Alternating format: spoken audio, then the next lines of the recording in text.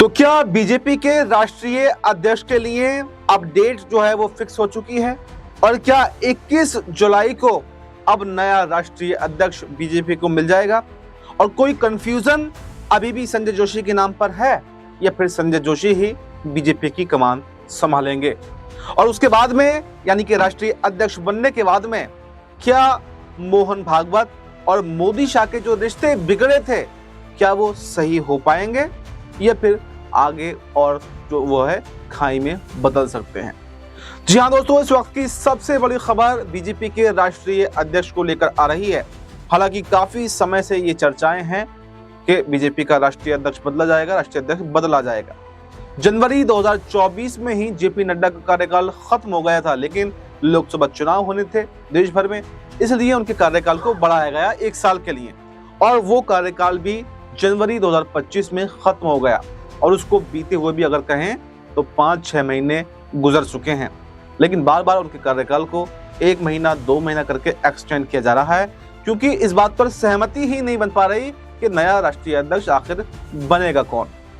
हालांकि वैसे तो बीजेपी के अंदर एक नीति है, एक पार्टी एक पद की नीति, लेकिन अगर इस वक्त देखें तो जेपी नड्डा 2 पदों पर बने हुए हैं। एक तरफ राष्ट्रीय अध्यक्ष हैं, वहीं दूसरी तरफ वो स्वास्थ्य मंत्री भी हैं, राज्यसभा सांसद भी हैं। तो ऐसे में कई सवाल उठ रहे हैं कि क्या जो एक पार्टी एक पद की बात कही जाती है क्या वो सिर्फ छोटे नेताओं के लिए है, क्या बड़े नेताओं पर वो लागू नहीं होती। इसी तरह से एक फॉर्मूला और है 75 साल वाला फॉर्मूला, 70 साल वाला फॉर्मूला, कि अगर आप इतनी एज से ज्यादा हो जाएंगे तो फिर आप किसी भी पद पर बने नहीं रहेंगे। इसको लेकर मोदी जी पर भी सवाल उठते हैं कि अब मोदी जी की भी उम्र हो चुकी है, लेकिन मोदी जी तो हटने का नाम ही नहीं ले रहे और अभी 17 सितंबर को 75वां जन्म दिवस उनका मनाया जाएगा। उसके बाद में क्या मोदी कुर्सी छोड़ेंगे या नहीं छोड़ेंगे, ये एक सस्पेंस बना हुआ है। और फिर वापस से ये सवाल उठते हैं कि क्या जो बड़े नेता हैं उनके ऊपर कोई कानून लागू नहीं होते हैं, जो मोदी शाह के चहेते नेता हैं क्या उन पर कोई कानून लागू नहीं होते हैं। जबकि बात कर लेते हैं संजय जोशी की, वो हर तरह से सक्षम नेता हैं, राष्ट्रीय अध्यक्ष पद का पद संभाल सकते हैं और लगातार संघ उनकी सिफारिशें कर रहा है, वो संघ जो बीजेपी के जीतने में मदद करता है, लेकिन उसके बावजूद भी वो संजय जोशी को जो है राष्ट्रीय अध्यक्ष का पद सौंपने को तैयार नहीं है।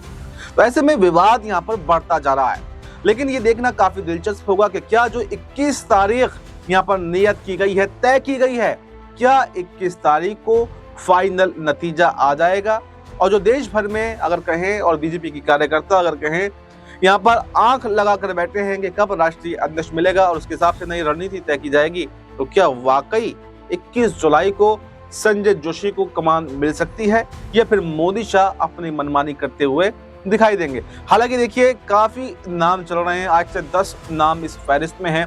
सबसे पहले इसमें अगर बात कर लें शिवराज सिंह चौहान का नाम भी चल रहा है, वसुंधरा राजे का भी इसमें नाम है। वहीं पर बात कर लेते हैं इस लिस्ट में स्मृति ईरानी का भी नाम है क्योंकि मोदी शाह की करीबी स्मृति ईरानी कही जाती हैं, उन्होंने ही सांसद बनवाया, मंत्री बनवाया, लेकिन अभी फिलहाल में ये देखा गया कि राजनीति से काफी ज्यादा दूर वो हो चुकी हैं। तो ऐसे में अगर उनको सक्रिय राजनीति में लाना है तो फिर कोई पद तो सौंपना पड़ेगा। तो ऐसे में स्मृति ईरानी का नाम भी है। इसके अलावा कुछ साउथ से नाम है, प्रहलाद जोशी का नाम भी है, इसके अलावा धर्मेंद्र प्रधान का नाम भी है। कई सारे नाम इसमें निकल करके आ रहे हैं और एक नाम तो योगी आदित्यनाथ का नाम भी है क्योंकि उत्तर प्रदेश के अंदर एक सियासी घमासान मचा हुआ है और सियासी घमासान ये है कि केशव प्रसाद मौर्य मुख्यमंत्री बनना चाहते हैं और कई सारे विधायक, कार्यकर्ता, पदाधिकारी जो है वो भी योगी आदित्यनाथ से नाराज हैं। तो ऐसे में योगी आदित्यनाथ को लोग मोदी जी के बाद में प्रधानमंत्री चेहरा मानते हैं, तो ऐसे में उनको केंद्र की राजनीति में प्रोजेक्ट करने की तैयारी चल रही है क्योंकि मैंने आपको बताया कि मोदी जी पर उम्र की बात आती है कि इतने साल के आप हो चुके हैं, तो कहीं ना कहीं एक मौका, एक पड़ाव तो ऐसा आएगा कि शायद 2029 तक मोदी जी को कुर्सी खाली करनी पड़ जाए और अगर कुर्सी खाली करी जाएगी तो फिर कौन प्रधानमंत्री बनेगा, कौन प्रधानमंत्री का चेहरा होगा, ये एक सवाल है। तो उसके लिए एक नया प्लान ये भी बनाया जा रहा है कि शायद योगी आदित्यनाथ को 2029 से पहले केंद्र की राजनीति में लाया जाए। इससे कई सारे निशाने बन जाएंगे। उत्तर प्रदेश के अंदर जो सियासी हालात बिगड़ रहे हैं वो ठीक हो जाएंगे, वहीं पर योगी आदित्यनाथ को राष्ट्रीय अध्यक्ष जैसा पद सौंपकर कहीं ना कहीं प्रधानमंत्री के लिए बिल्कुल प्रोजेक्ट कर दिया जाएगा और जो बीजेपी का ग्राफ 2024 में गिरा है वो 2029 में बढ़ सकता है क्योंकि जिस तरह से योगी आदित्यनाथ की छवि है कुछ लोग उनको पसंद भी करते हैं जबकि कुछ लोग उनका कट्टर तरीके से विरोध भी करते हैं। तो ऐसे में बीजेपी उसको कई सारे फायदे हो सकते हैं।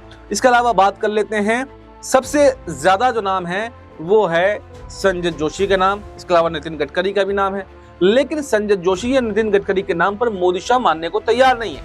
उनका कहना यह है कि हम अपनी पसंद से राष्ट्रीय अध्यक्ष बनाएंगे, संघ का इंटरफेयर बीजेपी के अंदर बहुत ज्यादा हो गया है, हम इसको कम करना चाहते हैं।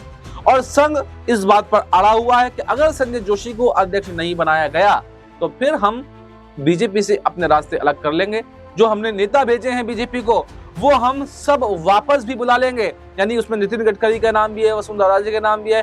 खुद मोदी जी अगर कहें तो संघ से निकले हुए नेता हैं, लेकिन आज वो अपने आप को ही सब कुछ समझने लगे हैं। और जेपी नड्डा की बात कर लेते हैं। जेपी नड्डा ने 2024 के चुनाव से पहले कहा था कि संघ की अब बीजेपी को जरूरत नहीं है, अब बीजेपी अपने आप में सक्षम है, लोग बीजेपी के नाम पर वोट देते हैं, हमारे कामों पर वोट देते हैं, जबकि संघ का कोई भी जरूरत जो है वो बीजेपी को नहीं है। और ये बात कहीं ना कहीं मोहन भागवत को चुभ भी गई। उन्होंने शायद तभी से फैसला कर लिया कि कोई बने या न बने, लेकिन कम से कम जेपी नड्डा को तो हटा कर रहेंगे। लेकिन मोदी शाह लगातार उनकी हिमायत कर रहे हैं, उनको कवर अप कर रहे हैं, और अभी तक देखा जाए तो वो कहीं ना कहीं कामयाब भी हैं। ऐसे में ये देखना काफी दिलचस्प होगा कि क्या संजय जोशी, जो संघ प्रमुख के सुझाए हुए सबसे बेहतर नाम है और मोदी जी के दुश्मन है, क्या उनको बीजेपी की कमान मिल पाएगी, या मोदी शाह अपने आगे किसी को भी पार्टी के अंदर नहीं बढ़ने देंगे। और एक सवाल ये भी बन रहा है कि आखिर कब तक गुजरात लॉबी की मनमानी बीजेपी के अंदर चलती रहेगी, आखिर किस तरह से इन्होंने गुजरात लॉबी ने बीजेपी को टेक ओवर किया है, कब इनका जो साथ है वो छूटेगा, कब मोदी और शाह से जो बीजेपी को मुक्ति मिलेगी। लगातार ये सस्पेंस हो रहे हैं कि अब काफी ज्यादा कुछ बीजेपी के नेता हैं, कार्यकर्ता हैं, वो भी अब ऊब चुके हैं। कुछ नेता जो विपक्षी पार्टियों से बीजेपी के अंदर शामिल हुए थे वो भी नाराज हैं, क्योंकि उनको भी कोई जिम्मेदारी नहीं दी गई। ज्योतिरादित्य सिंधिया का नाम भी इसमें आता है, इसमें हेमंत बिस्व शर्मा का नाम भी है कि कई बातों को लेकर तो वो भी मोदी शाह से अलग हैं। भले ही वो हिंदुत्ववादी राजनीति करते हों, भले ही वो जो है बीजेपी को मजबूत कर रहे हों, लेकिन कुछ फैसलों पर उनको मोदी शाह से पूछना पड़ता है, उनके आगे झुकना पड़ता है। यानी कि फुल पावर उनके पास में नहीं है, और कम से कम उनके पास तो पावर है भी। इसके अलावा कुछ मुख्यमंत्री तो ऐसे हैं जो रबड़ स्टैंप मुख्यमंत्री हैं। तो कहीं ना कहीं आरोप बहुत सारे लग रहे हैं, और कहीं ना कहीं मुश्किलें मोदी शाह के लिए खड़ी हो रही हैं। और सबसे बड़ी बात तो यह है कि इस बार की सरकार जो है वो बैसाखियों पर है, तो ऐसे में नीतीश और नायडू के हाथ में भी जो है कमान है, और अगर वो साथ छोड़ देते हैं तो ये सरकार गिर करके रहेगी। और जैसे ही ये सरकार गिरेगी तो उसी के साथ में मोदी और शाह का जो दबदबा है वो बीजेपी के अंदर खत्म हो जाएगा। बीजेपी के अंदर एक ऐसा ब्लास्ट होगा कि शायद मोदी शाह ने उसकी कल्पना भी नहीं की होगी, और पार्टी जो है इतर बितर हो जाएगी। वहीं जैसे दूसरी पार्टियों को तोड़ा गया था, बीजेपी भी टूटने की कगार पर खड़ी है। जैसे ही गुजरात लॉबी की मनमानी खत्म होगी तो बीजेपी के अंदर भी एक बड़ी बगावत छिड़ेगी, और कहीं ना कहीं कांग्रेस को इस पर मजबूती मिलती हुई दिखाई देगी। तो अब सबकी नजरें 21 जुलाई पर टिकी हुई हैं कि क्या वाकई राष्ट्रीय अध्यक्ष मिल पाता है, और उसके बाद में क्या बीजेपी के हालात सामान्य रहते हैं या फिर बदलते हुए दिखाई देंगे। इस रिपोर्ट में फिलहाल इतना ही। इस रिपोर्ट पर आपकी क्या राय है? आपकी जो भी राय हो कमेंट बॉक्स में अपनी राय जरूर दें, और हमें दीजिए इजाजत। नमस्कार।